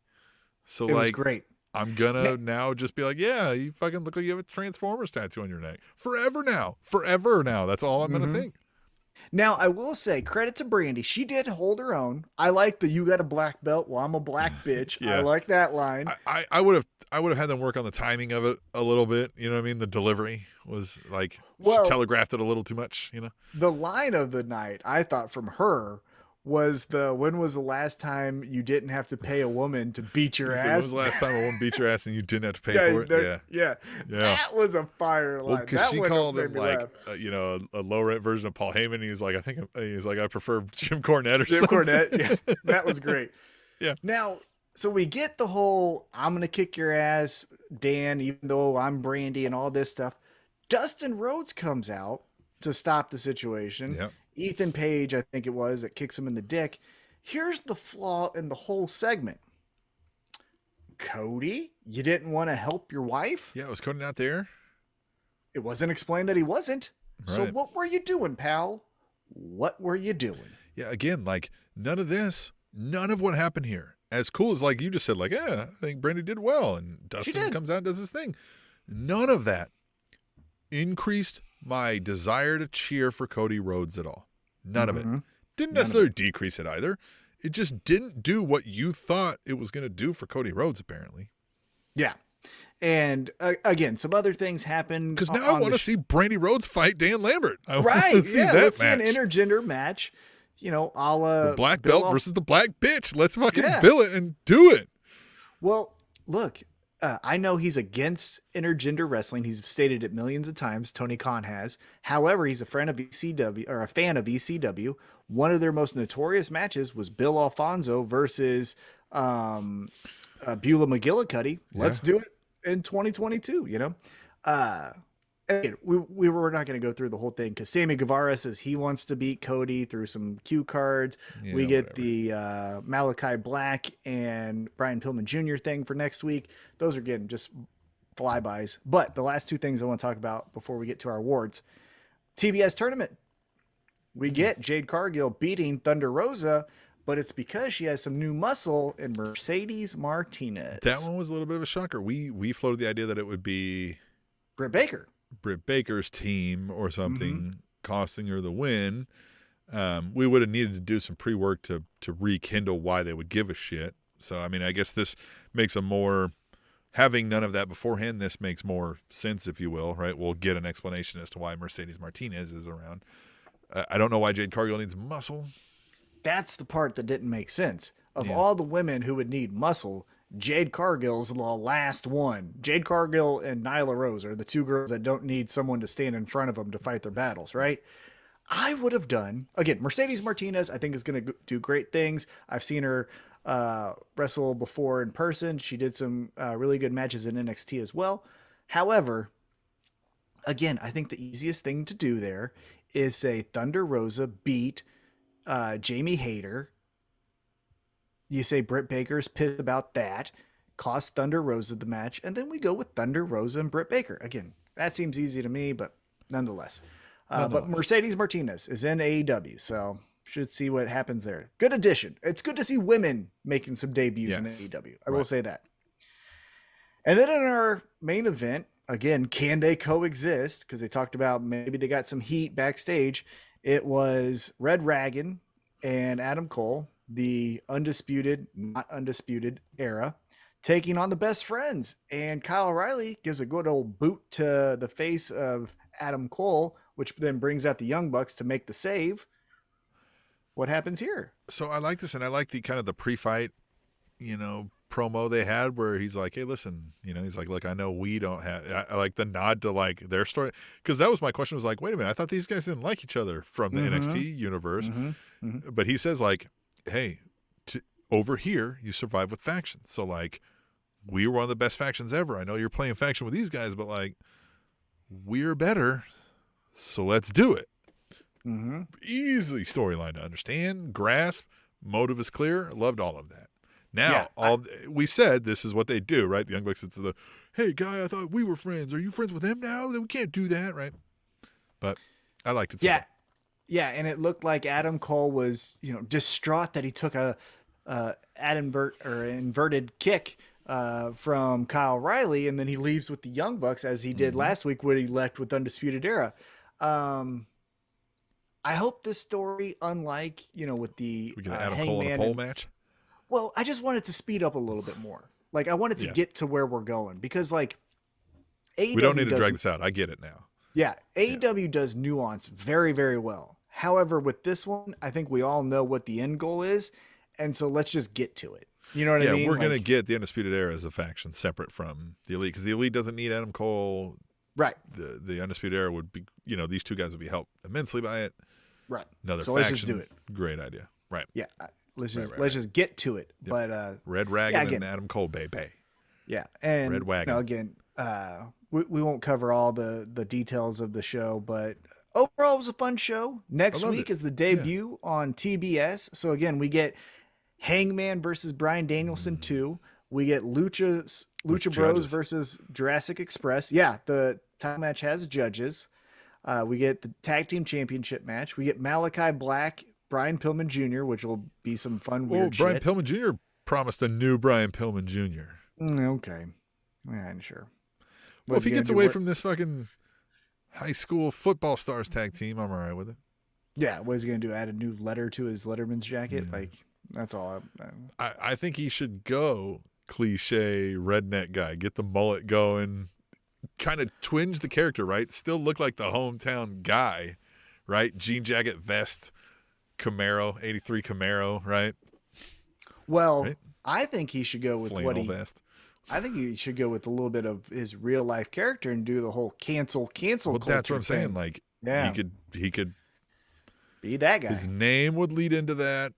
Mm-hmm. He's got that kind of idea already, right? It seems like he's for that. Play that role. People will identify with that. Yeah. But I'm excited. Right. Again, next week, TBS. Be less idiotic, but Joe Dirt, if you will. Right? Mm-hmm. Yeah. Don't be a bumbling idiot, but be down in the dirt. Be less sleazy of the Kid Rock character in Joe Dirt. Exactly. There you go. Yeah. Perfect. Right? Yes. But next week, TBS should be fun. TBS, new era. The mothership. It's gonna be fun. Gonna be a good time. So okay. We'll see it. Now, Tim, let's kick it off. Our 2021 recap Awards. Yeah, the Table Awards or whatever the fuck. Table Awards. The tables. That's what we'll call them. Give you the tables. Yeah, here it is. The tables. So Tim, let's start off. I'll start the category, but I want you to start with your pick, and then I'll do my pick, and then we'll go throughout that. Okay. So let's go with the one that I forgot to text you when we were coming up with these awards. Let's do the best tag team of I struggled 2021. with this one between three names, and I'm going with FTR. So tell me the three names, though. So you got FTR, which was your pick. Young Bucks and Lucha Brothers. Oh. Look here. Let's just mark this down as an historic moment in Spanish announce table history. Yeah. We both considered the Young Bucks as our tag team of the year. So the Young Bucks were in some amazing storylines, both in the tag team ranks and just in general company wide, and played a crucial role in a lot of storylines and matches. Oh yeah, their role that was played throughout the Kenny Omega Hangman was vital. Yeah. Their feud with the Lucha Bros was very good. Adam Cole coming in, and they're super elite. Definitely. But I give it to FTR just because, I mean, they're showing up everywhere. They're holding multiple titles, they're in factions, they're in multiple storylines. So I gave that slight edge to FTR for that reason. And that's what I did too. So again, my pick is also FTR, and I did it for unanimous. Out of the box. Yeah, unanimous pick here on the tables. Yeah, unanimous table. And here's why I went with them. They went out of their comfort zone because it's easy to be FTR and say we're tag team wrestling. We're gonna be they're the AAA tag team champs. Yeah, that's that's mind-boggling. Right, I know. Hard to consider, right? And then, like you said, they're in this pseudo faction with Andrade, but they're also still in the Pinnacle. But then they want to go after Darby and Sting, and then they did so many things while still staying true to who they were, and the continuity of what they did throughout the year and consistency is why I gave them the best tag team of 2021. All right, here we go. Now let's go. Let's just hit them with some home runs. You ready? Let's go. Male Wrestler of the Year, Tim. God, this one I struggled with as well. But I'm going with Kenny Omega. All right, so let's get some more detail here. Who are you considering? Who was in your... The other two names I heavily considered, were Bryan Danielson and Roman Reigns. Fuck out of here, Roman Reigns. I know, but... I'm kidding. I mean, the guy is, like, you know what I mean? Like, aside from our feelings of the company, nobody's had a run like Roman Reigns is having in a long time. A long time. And he's not doing bad at it, right? Like, we'd say every time we watch it, we're like, Roman Reigns fucking got an A. Yeah, I agree. Right. I would put him in the top 10. If we were making like top 10 wrestlers of the year, he'd be in my top 10 for sure. Sure. Now, Bryan Danielson, just because of the ability to be one of the biggest liked stars on both shows immediately, right? Like, I mean, world title contending and believable world title winner, fans behind him immediately everywhere he goes. Oh, and did WrestleMania, did all the, the AEW things he's done since, like, and always changes something about his approach or the character every time we've seen him. Yeah, 3 of the best matches of the year are Bryan Danielson matches. You do the triple threat from WrestleMania, you do the Arthur Ashe Kenny Omega match, and then you do the 1 hour draw with Hangman Adam Page. Yeah. But for me, it's Kenny Omega, right? I mean, doing the dual title thing, multiple title thing, doing the different shows, all the big time, again, crucial in the feuds, the Hangman feud, all the other, his long title run that Kenny Omega had for most of this year. I got to give it to him. I think he was in all the big time matches, in the feuds, held his own, like, was somebody you wanted to see get beat up. I think he pulled off everything he could have asked of your guy during his run. Promos were great. Again, 69 Me Don. Yeah. All the Don fun Callis, things in the bus. That whole aspect of it. Don Callis. Yep. 2021 also brought us a lot of Don Callis, and I'm thankful for that. Definitely as a fan, thankful for that. Okay. But yours. So my Wrestler of the Year, this was my 3 that I was considering. The 3 I was considering was Miro, Ooh, yep. Hangman Adam Page, Yeah. And then my male wrestler of the year is Eddie Kingston. Eddie Kingston. Okay. Eddie Kingston was so relatable, and everything was must see viewing. Oh, he's probably my And favorite. but the thing that was so great about him this year is that his triumphs and his tragedies were inspiring in so many different ways. Like when he lost and you saw him act out against the CM Punk, you understood his motivations. When again, he came to the save for John Moxley and did that babyface turn. Again, let's disregard the pyro malfunctions. Again, let's say that does what it's supposed to do. That's a moment of the year, right? It was a moment of the year, but not for what they wanted. But if it went off as it should, that's the moment. That's a moment of the year, right? And so with everything that he went through, just the ups and downs, ebbs and flows, and he was everywhere. Dark, Elevation, Calling Elevation. He was on Rampage. He was on Dynamite. He's in multi-man matches. Eddie He's Kingston, in singles matches. Tony Schiavone, and Big Show or Paul White. No, who does the it's Paul White. Dark Elevation. No, it was Mark Henry, wasn't it? Oh, Mark. No, it's Paul White. Yeah, he Who did calls this it. most recent Elevation was Paul White. No. Oh, the it was most Schiavone. recent one. Yeah, no, it was Henry. Yeah. How was it Henry? It was Schiavone, Kingston, and was it Taz? Maybe. I don't remember who it was. I don't remember who it was. Anyway, but no, consistently, because Eddie Kingston always tries to get the last word when it's those three. When it's Paul White, Tony Schiavone, and Eddie Kingston, he'll always go like, and that's it. And then that's his little shtick. But I'm saying, like, he was your utility man, plug and play, put him wherever. Great feuds, great tag with John Moxley, which gave new life to a John Moxley babyface run. Again, I thought, for me, Eddie Kingston, your male wrestler of the year. Yeah, loved it. All right, here we go. Next up, let's go to now the other side of the coin. Female wrestler of the year. Female wrestler of the year. Oh, you're asking me. Mm-hmm. Ooh.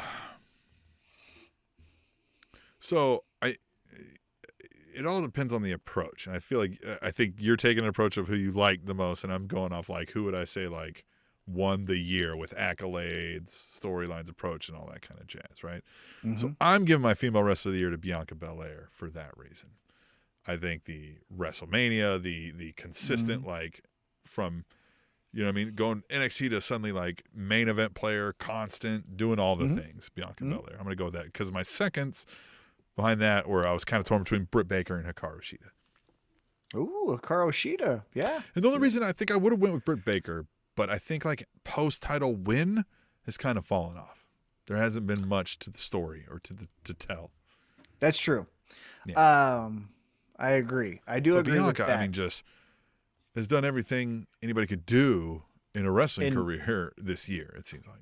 Yeah, and I would agree with you. She has elevated into that 4 horsewoman territory where it's like she can win or lose and she's almost bulletproof. So, yeah, great pick. This one, honestly, for me, was the hardest one to choose. Now, I'll tell you my considerations.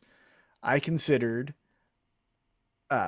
Becky Lynch because the big time Beck's coming in at SummerSlam, even though it was kind of rushed and, whatever. But after that, her feud with Charlotte Flair at Survivor Series, that promo that she cut after she won, trying feuds out with Liv Morgan, Bianca Belair as well. Thought that she did really well coming back post baby, right? That's a pretty hard thing to do. Yeah. The other person I considered for consistency, and again, this is personal preference here, but for consistency throughout the year from January to December, Thunder Rosa.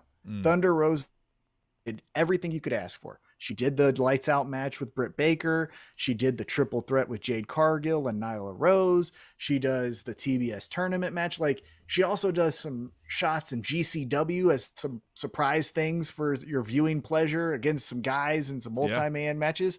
Like, that was great. She was everywhere, right? She was awesome. And her pops are tremendous almost everywhere she goes, right? She's as over as Everybody any loves other Thunder Rosa. AEW YouTube roster, show, right? eating tacos. Yeah, the best. But I do think, again, one of the pillars of AEW is Britt Baker. The I agree DMD. with you. So Post title win, it's been kind of neutral, right? But that's that everybody lead else, up, isn't it? right? But that lead up and then the culmination of winning the title from Hikaru Shida, the promos leading into that. I mean, this was her year, in my opinion. So Yeah, I I went with agree. Britt Baker. I agree with that. Yep, DMD. All right, what's next? All right, let's go into the event of Oh. the year. This is All Out. Yeah, this was the easiest one. And shout out to the Chout. Katie, the First Lady, says, hey, guys, just want to say Happy New Year. I would like to say my favorite pay-per-view of the new year was All Out. I enjoyed it from top to bottom, and I look forward to what AEW brings in 2022. And, yeah, I think we even said at the time, like, this might be one of the best pay-per-views ever. Ever. Yeah, outside of 2021, this might be an all-time great. This was the no-brainer. It's in my this top was, 5. Yeah. The CM Punk Darby Allin match. We mentioned Ruby Soho being the Joker in the women's match. Before Adam Cole and Bryan Danielson do make their surprise debuts for AEW, that match with Christian Cage and Kenny Omega was off the charts. That was also really, really good. You had Miro and Eddie Kingston for the TNT Championship, with neck of Miro and Eddie Kingston being your everyday guy, kicking off the show. Yeah, this was the easiest one for me. It was All Out 100%. Yeah, such a good event. So good. All right, so let's go now into best moment of the year. What was your best moment of the year? This is Matt Cardona winning the GCW World Heavyweight title for me. Now this, I went off the script. This one was just what made me feel the fucking happiest and the warmest in my stomach. Seeing him flip off the fucking crowd while he's draining blood and then having to cower the fuck out of there because he might get drained in more blood. All of the lead up to it, the pizza cutter and something, like just the fire that GCW had and just how I felt about pro wrestling at the time. And Matt Cardona, I think, I'm kind of surprised I didn't consider him for my wrestler of the year. Like, his fucking heel work for that few months, a stretch of time, was better than I've seen since like the days of Roddy Piper. Like, it was so fucking good. Yeah, his work this year reminded me a lot of when Jon Moxley started in AEW, to where if you say Matt Cardona, I know what you're talking about. When you mention Zack Ryder, I don't even know what that's like anymore, right? Like, when you tell me Jon Moxley, yeah, it's right here, right? Like, this is Jon Moxley. Mm-hmm. You say, like, he has mentions of when he was Dean Ambrose, and it feels icky. Like, it feels like, what was it? Oh, I don't even remember, like, really anything about the Dean Ambrose character. Yeah, it's Jon Moxley. It's gone in my mind. Like, I know that was the thing with the Shield, and I know, like, I can picture him, but, like, gone is any sort of remembrance of, like, a character of Dean Ambrose. Yeah, and that's what I think Moxley. This year was Matt Cardona, right? Like, that is, oh my God, he is this now, right? Oh yeah, and he's so good at it. He's quietly one of the best heels in the business period. Yeah, again, if we're doing top 10s, he's making my top 10, probably in maybe the top 5 of 2021. Yeah. For me, but I did consider the CM Punk returns. That was a fucking moment, so. Again, as you're kind of telling from my list, I did more personal choices than the bigger picture of what everyone, like the capsulation of 2021. Again, I said it earlier. I think this year will be remembered for CM Punk returning in Chicago on AEW Rampage, right? Like, that is the universal, I think, accepted moment of the year. Right. But for me, the thing that we already mentioned it on our recap, but it made me giggle. And I told so many non-wrestling fans about how awesome it was, but it's the Nick Gage pulls out the pizza cutter. They go to a commercial break and it's fucking Domino's. That is so great on so many levels. Yeah, because the happenstance of it. And like, people caught it before it like blew up and Domino's got mad. That's what got mad, is like, people were like, oh shit, look what happened. Like, Domino's probably wouldn't even notice. I mean, it's such a great example of like a marketing mishap, but then a marketing capitalization on PBR's point. Nick Gage and how over he was that people would not acknowledge that much of the moment. It was just, the match itself was also really fun between him and Chris Jericho. But yeah, that whole 20 seconds or whatever we want to call it, when Nick Gage has the pizza cutter to Jericho's head and then they go to commercial and he's it's like Domino's. holding it up and it's Domino's. He's got a bloody pizza cutter. with That's my his moment of the mangled year. looking at. Yeah. That's the best. That was my moment of the year. You know, there again, there were some other moments of the year. I considered the Eddie Kingston again. If the explosion doesn't happen when he does the babyface turn, obviously the CM Punk as well. But yeah, Nick Gage pizza moment on AEW Dynamite. That's it. So good. All right, so let's flip it on the bad side, and then we'll get back to the fun stuff. The worst moment of the year.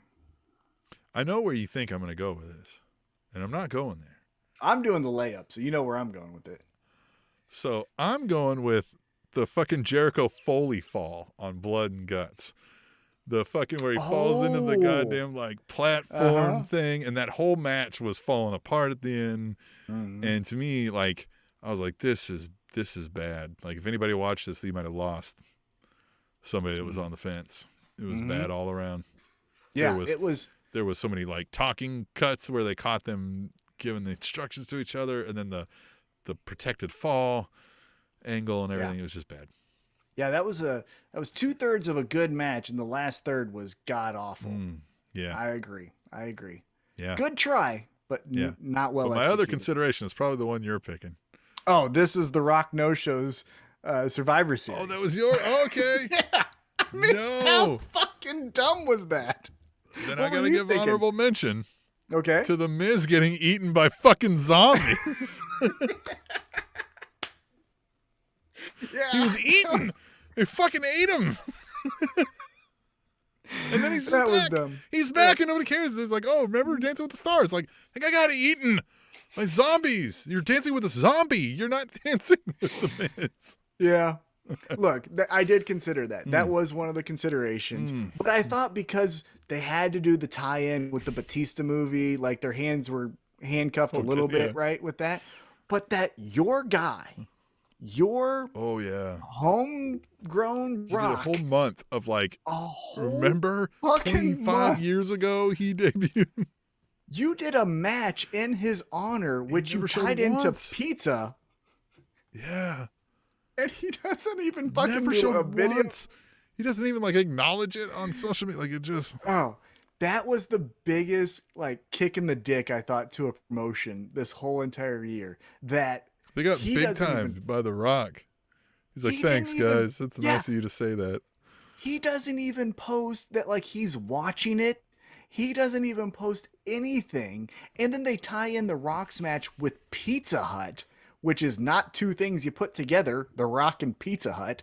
It was just the biggest, and then the egg with Vince McMahon and the stupid ass storyline with that. It was the longest, most uncomfortable moment of the year, and it was so fucking bad. So worst moment of the year for me, Rock No Shows Survivor Series. Yeah. All right, let's end it on some fun stuff here. Okay. Your best match of 2021. I think I'm going to go with the Young Bucks and Lucha Bros cage match. Because I think they delivered as one of the best cage matches we've ever seen. So I'm going to give them that. So I was going to say that. But the only reason I don't is I excuse the finish, and I can't when you're considering the best matches. But when you have Rey Fenix jump and then Pentagon just jumps up, but then the Young Bucks don't, but they all took the same spot, that was the splitting hair where I just couldn't do it. Yeah, I mean, I think it's one of the reasons we don't like the style is because of too many things like that. So, yeah, I think they, taken as a whole, I agree this match was, like, super amazing. But, like, if I'm picking it apart move by move, I'm like, you left me on come on, guys. Yeah, that was literally the splitting hair. Because, again, the spiked Nike Air Max, I believe it was, or the SB Dunks, all of the stuff. The false finishes, the new champions. Well, and these two are two of the best at their style. Like, their timing and shit is on point, albeit a lot of times we've said, like, the timing just doesn't allow you to not look like it's not real sometimes. Oh, and then even if you consider when you saw Pentagon or Penta celebrate with his family and, I got my dog over here. Yep. Dog appearance on the show. Dog appearance. But you got Penta celebrating with his family after they get the victory. Then he runs up to the ramp with Rey Fenix. Yeah, it was a great. Remember, because we were like, you could have ended the show right then. Could have. We would have been like, greatest show ever. Yeah, exactly. All right, so what was your match of the year then?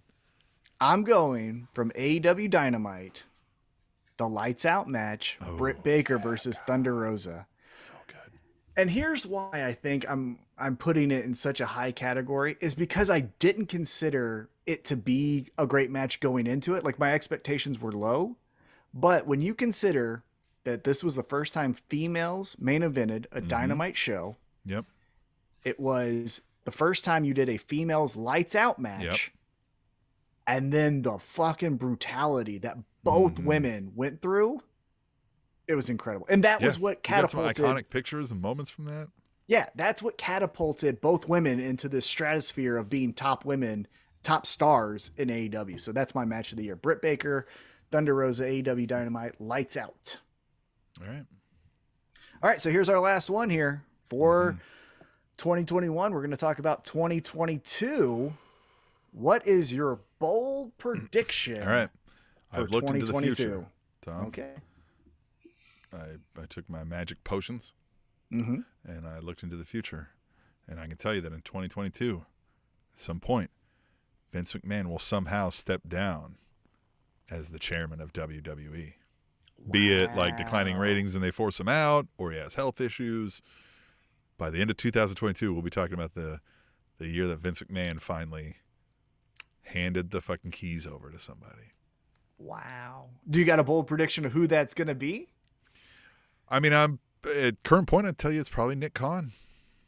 It probably would have been Triple H if he wasn't. Now they don't know if he's healthy. Right.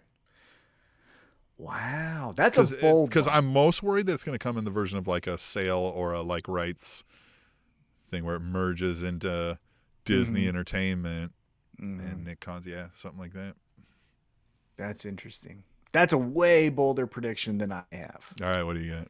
So my bold prediction for 2022, I think, again, I go into AEW. That's where we're heading to. But you look at the top guys in promotion, and I've said this since day one, it's a lot of cool white guys. So I think they understand that they need some diversity to show, hey, different audiences that we're not talking to. Titus O'Neil's going to win the AEW World Heavyweight Championship. Well, close. Okay. I have in 2022, Keith Lee becomes your AEW World Heavyweight Champion.